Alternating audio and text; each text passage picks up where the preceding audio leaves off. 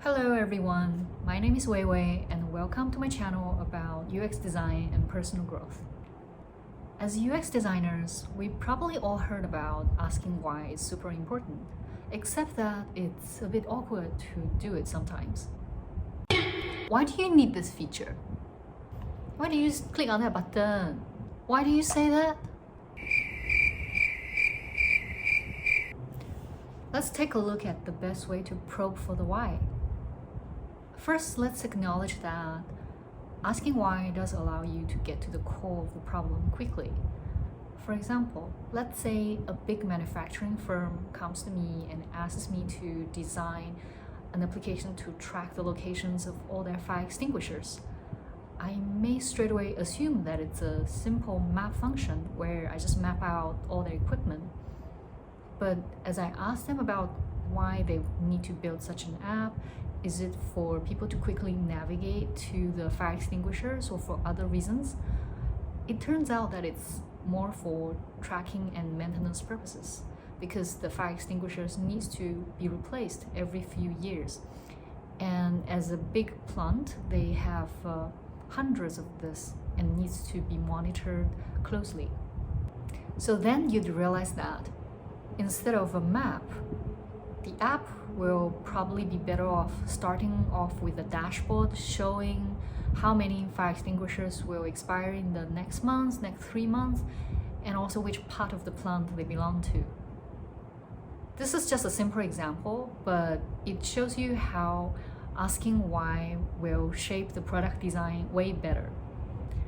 Okay, so now let's look at the different ways to ask why.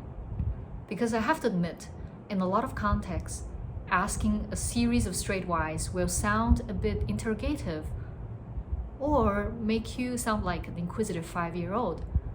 So let's take a look at, as UX designers, how could we ask these questions differently and smartly and still achieve the same purpose? Scenario 1. If you are asking why to understand the bigger objectives behind, you could ask, why do you need to build this product or project?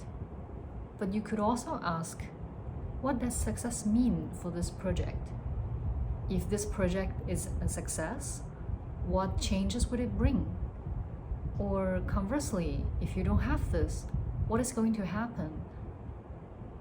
What are the consequences?